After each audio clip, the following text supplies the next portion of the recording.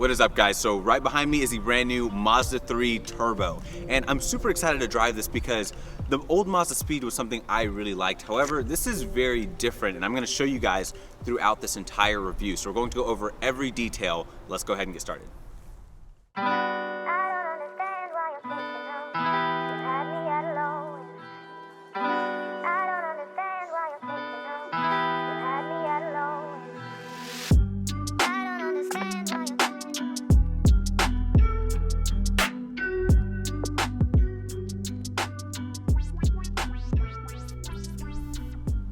Alright guys, let's go ahead and check out the brand new Mazda 3 Turbo Sedan.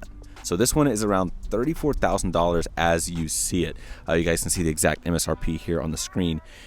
And that's a lot of money. That's hard to swallow for a lot of people, including myself. It's a very high premium, though I would argue that this is a very premium car to justify the premium price. And we'll jump into that right now. Let's go ahead and talk about the color. So this is machine gray metallic. This color is very nice. Now I do apologize because it's been raining literally all day today, on and off, and so I have not had an opportunity to keep this clean. So it's not as clean as it could be, but the gray does an awesome job at hiding a lot of the dirt, and it just looks super sleek even on this overcast day. Now you do have black wheels, which are going to be one of the two exterior differences that you'll be able to tell. I'm sorry, one of the three exterior differences you'll be able to tell from a non-turbo version. Now as you come to the front, you're basically going to have the same grille, so no change here. However, if you do go to the hatchback is going to have a more aggressive front end. So of course you have your blacked out grille. This one's going to have a different mesh than the hatchback, and then the hatchback also has a way bigger lower lip spoiler that is going to be all blacked out as well, and you don't really have any chrome on the hatchback version. So this one's a little bit classier. This one is the more, I guess, mature, grown-up version of the Turbo. Now you do have full LED lights on here, so you have your halo ring in the middle, which looks pretty good. I really like the way that it looks, and then of course full LEDs on this car. Even your turn signals are going to be LEDs. However, you do not get fog lights on this car, unfortunately.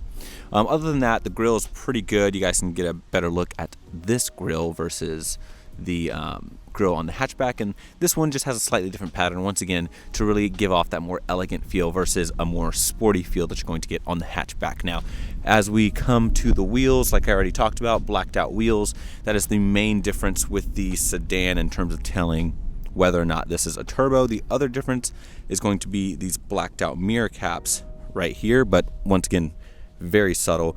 You also have slightly upgraded brakes on here to basically compensate for this having a little bit more power. Now as you move back to the side profile, really nice side profile. So on the sedan, I quite like it. It just looks very elegant, very clean and handsome. Whereas the hatchback, a lot of people don't like that rear C-pillar just because it has this bulbous sort of look. I personally really like it. I think they both offer their own special taste, which is nice that you get such a difference between the two cars. Now as we move to the back, the final difference is going to be right here. You have this really small deck lid, like lip spoiler. It's going to be a blacked out spoiler, and it looks pretty good. It adds a little touch of sportiness, and I do mean little. And then as you move towards the back, pretty much everything else is going to be the same aside from your turbo badge over there, and you have slightly bigger exhaust tips. But the taillights on here look really good. One of my favorite parts about this car, it just looks very cool. You have these quad circles in the back, and even your turn signals, reverse lights, all that is going to be full LED. But let's go ahead, start this up, and hear how it sounds.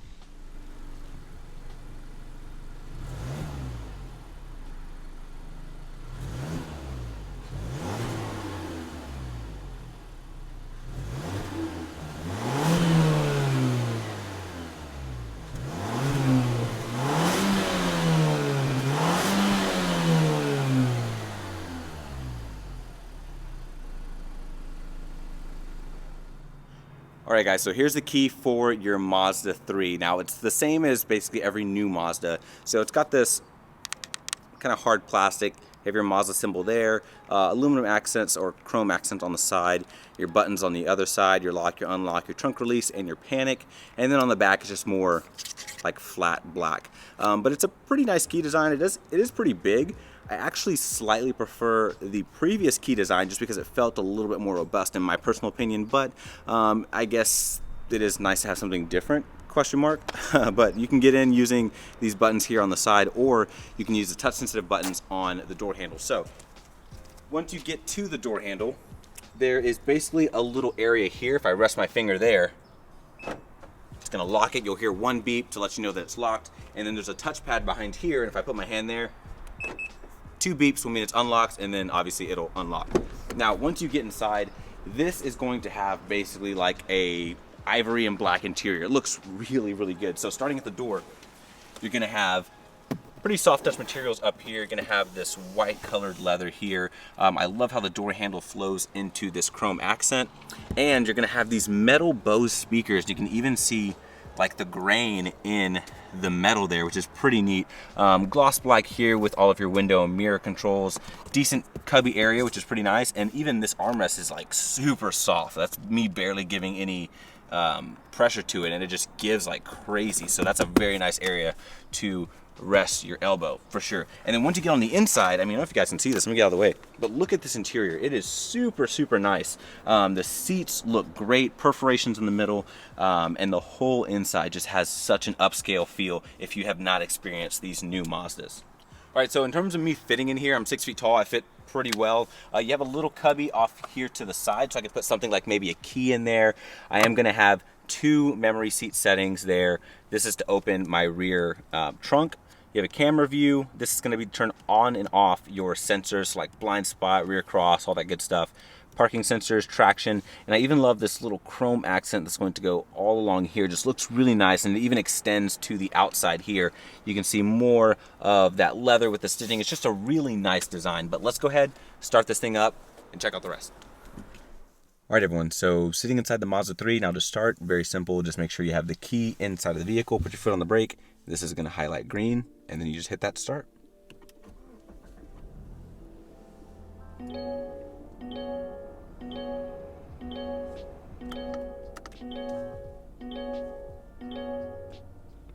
There you go, pretty much all there is to it. Now let's go ahead and start with the steering wheel. Now the steering wheel is very nice, just super soft grain leather. I love the way it feels. It feels super high quality. Even your buttons here are going to be these metal buttons, and just have a very solid feel to them. Chrome accent here, your Mazda logo looking very pretty there in the middle, and then you are going to have like your cruise control over to the right side, all of your media commands to the left. So info button, hang up, answer on your phone, volume, you're going to have your source, so AM, FM, XM, and then previous next on here. You have these little paddle shifters here in the back for your 6-speed auto, so upshift over here, downshift. They're super small, probably about the same size as like the paddle shifters on like a Golf GTI, these really tiny things. Automatic wipers, automatic lights over here with your automatic high beams on the outside of the stock. You just push right there, that will turn that on. And then once you get to this gauge cluster, it's pretty interesting. So you have 2 physical gauges over on the outside. So physical tach, physical water temp, fuel or fuel gauge, and then in the middle, that's where I can hit the info button and I can adjust things like driving information. I can see all of my adaptive cruise information, and then I can go back to just this digital like speedometer right here, which is pretty neat. And that's pretty much the extent of that. I have a head-up display up here. You guys probably can't see it on the camera, so here is a B-roll clip for you guys. Very clear, and I just love the font. It's just easy to read. Very nice. And then you get to this screen here. I love how it's slightly more inside of the dash. It just gives it a much more expensive look. I quite like it. And then you are going to have different things on here. So like you have Apple CarPlay, you do have Android Auto on here now, and it's just a really nice system, very easy to use. It's not going to be touchscreen, so I can't touch it or do anything like that. You just have to use this dial, which I'll show you guys in just a second. Other than that, you've got this really nice leather quality here, and just the entire interior looks so beautiful. I mean, it's just laid out so well, especially for the price point that you're paying for this car. Even everything up top is soft touch. Now, as you come down, you're going to have adaptive cruise control right down here. heated seats for both sides, as well as a heated steering wheel. No cooled seats, unfortunately, or sorry, no ventilated seats, unfortunately. USB here for Apple CarPlay, Android Auto. A nice area to put things like a phone, 2 cup holders, your shifter, which is really nice, smooth leather, this nice like chrome accent on the side. Manual mode, pull back to upshift, push forward to downshift, just the correct way to do it. And then you have your backup camera. Once you put it into reverse, you're going to have your backup camera here. I can change my angles by basically hitting this camera button over to the left. It'll give me a wider angle, and then I have my 360 degree over there as well. Then next to that, you're going to have your sport mode here. So I just hit that up one time. It's just a little toggle. It'll throw me in the sport mode, basically holds me at a higher RPM, and push down to turn it off. Electronic parking brake, auto hold. This is my command controller to control the screen with my corresponding buttons around that. Volume, previous, next, favorites button, and then you have your armrest, which is just the weight of my fingers causes it to just give, and then when you really push into it, it's just really comfortable. That's all I'm gonna say. You fold that back, open it up, and you have a decent amount of storage space, another USB, and then a 12 volt in here, and I can remove this little divider if I want even more storage space, which is pretty nice. Now shutting this, you're going to have things like these integrated vents, which is pretty nice. So I like how these vents here are integrated into the actual design element here, which looks pretty cool. As you come up, you have a frameless mirror with your home link under here. LED lights, which is really nice. Sunglass holder. And then you're going to have your standard vanity mirrors with an LED light up here as well. Extension. And of course, you are going to have your moonroof right up here. Looks very nice, but that's pretty much going to wrap up the inside, guys. Let's go ahead and check out the back seat. All right, guys, so hopping in the back of the Mazda 3 sedan. So there's no difference here from the turbo, from the non-turbo, hatchback, non-hatchback. You're pretty much going to get the same room. The only difference is I believe the headroom in the hatchback is a little bit better just because you don't have the aggressive slant like you do in the sedan. So headroom will be a little bit better. Surprisingly, being 6 feet tall, sitting behind myself, my headroom is decent. If I didn't have my hair up, I don't think my hair would be scraping. So I can assume you probably have about an extra ½ inch, maybe an inch in the hatchback. And at that point, you could be 6 to 6'3", maybe 6'4" potentially, and you could fit in the back in terms of headroom. Now, in terms of knee room, if the person driving is 6 feet tall, you're not going to be like dug into the back, but I am touching. I'm just like barely grazing against the back of the seat. So I can still pass my fingers through. I just am touching leather on the way through there. So there is that. Feet room is actually excellent though, so I can slide my feet underneath here.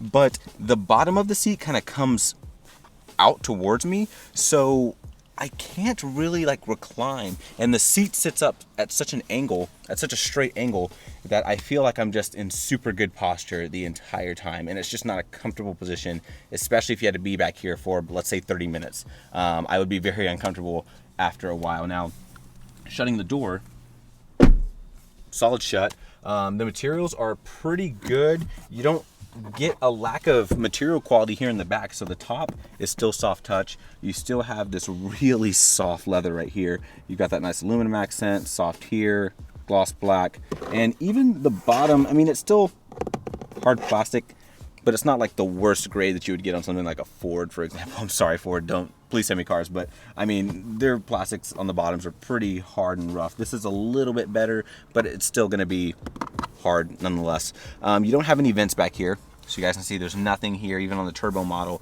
You have a pretty big hump here, so I wouldn't suggest putting a third person. The seats are very soft. They have tons of give to them. If you fold down the armrest, just gives in to my elbow, which is nice, and you have nice deep cup holders, so it seems like it would secure your drinks pretty well. They won't be flopping around everywhere, which you would definitely not want with all of this white leather. You want to have your drink secured, especially if it's something like a Coke or a Big Red or anything that's colored.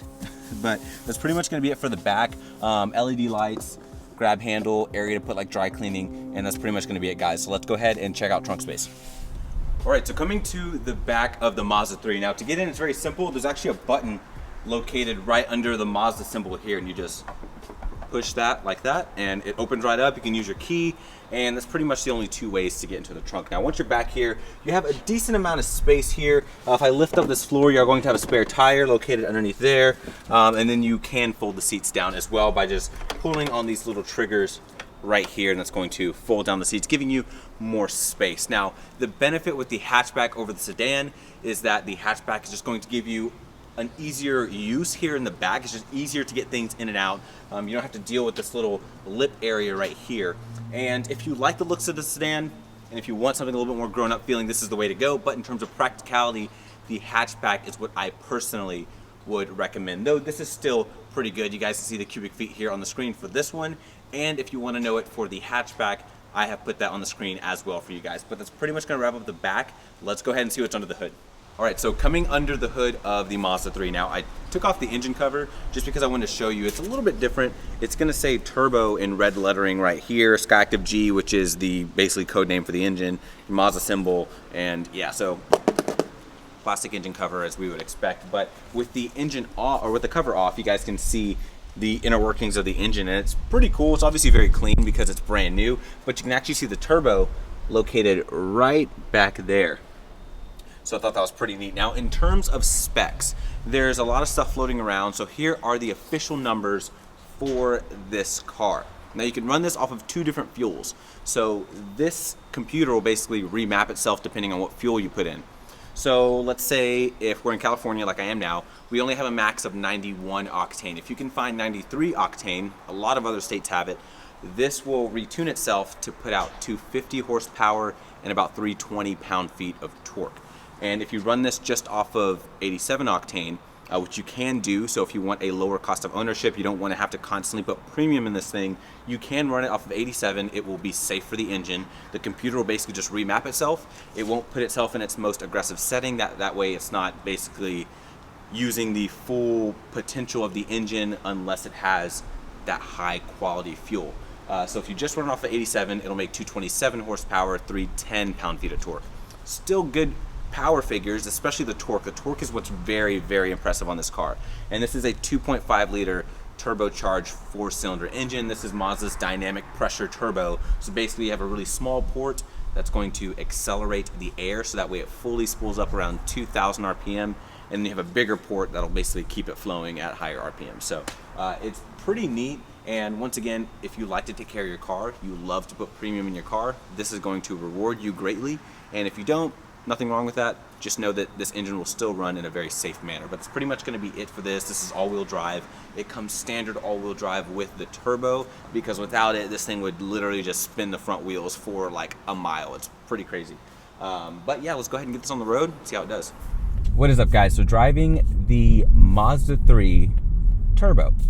Now, this engine is very, very good. Now, there is a big downside, there's a big upside to this, and I'll get to that in just a bit. But if you have not been in this new generation Mazda 3, it's amazing. The interior layout is beautiful. Everything is right where you need it to be. Visibility is excellent. Mirrors are in a good spot. Visibility out of the back is great. The windshield's good. Hardly any blind spots. It's just a really good car. The sound system on here is actually very good for a Bose. It's way better than I expected.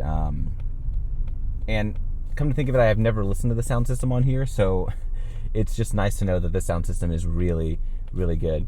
Other than that, it's just a very comfortable vehicle. I could easily drive this on a very long trip. It's so good. And if you have had experience with the previous Mazda 3s, the sound levels on here in terms of road noise are way better. Now, if you see these things in my ears, these are binaural audio headphones. So if you have headphones, throw them on. You guys can hear what's kind of going on around me. But yeah, the car's great. The steering is pretty solid. It's got a very, very nice, like, robust steering feel. And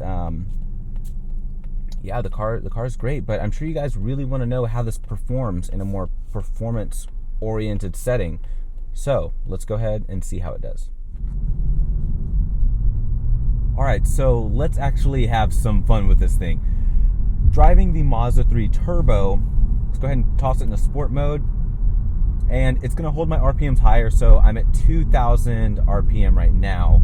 And it's just basically, like I said, holding my revs higher. Now, we're coming up to a stoplight. I'm gonna do a little 0 to 60 run using my draggy here. So I'm gonna reset everything. It is wet and we're going uphill, so this won't be the best. I'll turn traction off. Here we go. Tons of wheel spin.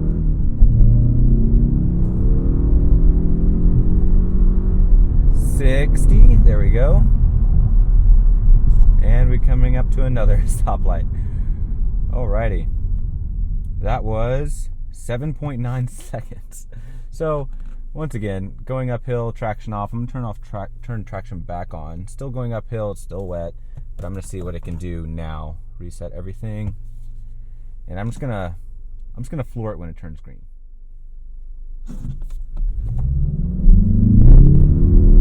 Alright, seemed to grip a lot better there. 60. Pretty good. That was 7 flat right there. So, you know, depending on conditions, this can probably be like a 5-second car, somewhere around there. Maybe under perfect conditions and maybe high 4s, but it's just not tuned for that aggressive power delivery. It just doesn't have a good off-the-line punch, which is actually pretty surprising considering that it's all-wheel drive.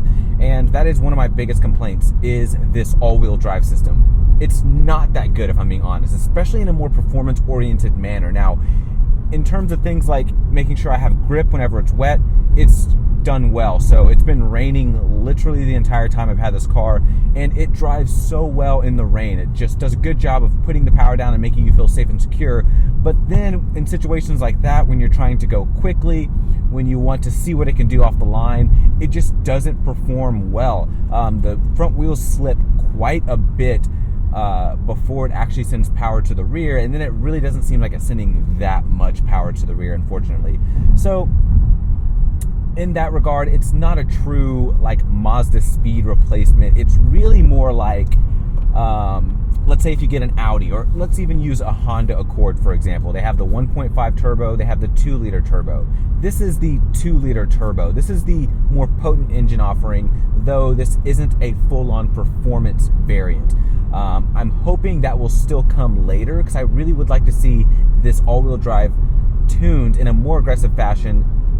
It's time for a new transmission. I'm just going to go ahead and say it. This 6-speed auto is great. It's good, but it is time for something new. It doesn't shift that fast. So if I go into manual mode, I downshift, downshift, downshift, and the upshifts shift, shift. So it takes a bit, and that small delay just completely disengages you. So I have literally just left it in drive the whole time, threw it into sport mode, and it does well.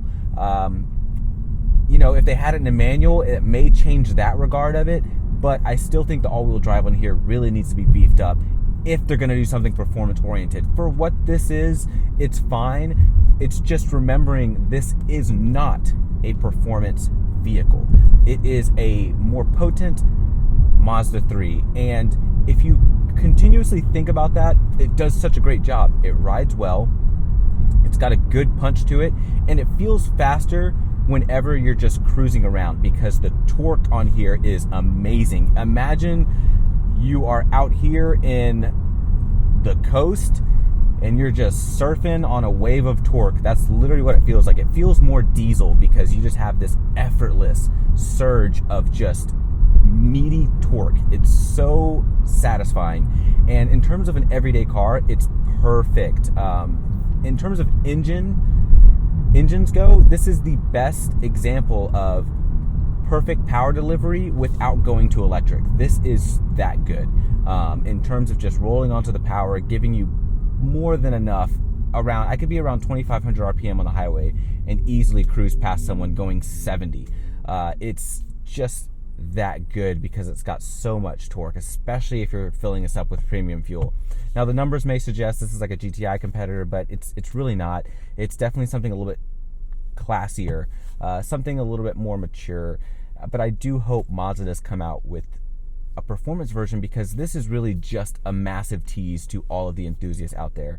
I know that they can do it, but in terms of what this is, it is a more potent Mazda 3 that gives you more than enough passing power for any situation. and that's what we have here. So it's a good car in that regard, but it is not the Mazdaspeed 3 replacement that everyone thinks it is, unfortunately. Well, everyone, let's go ahead and wrap this video up. In conclusion, this is a great vehicle. I feel like it's truly an alternative now to something like a Mercedes-Benz A-Class, CLA Class, an Audi A3, Audi A4, BMW 2 Series.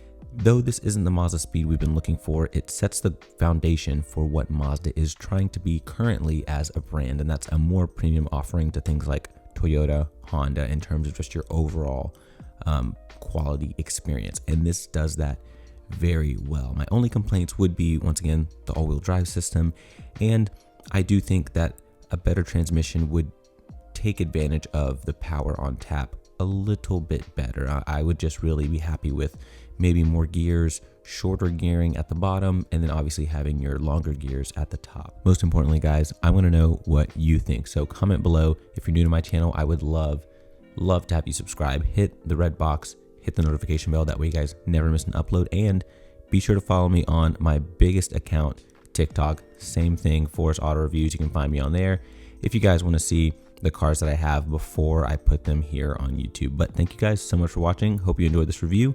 Let me know by commenting below as well, and I'll see you guys in the next one. Y'all take care.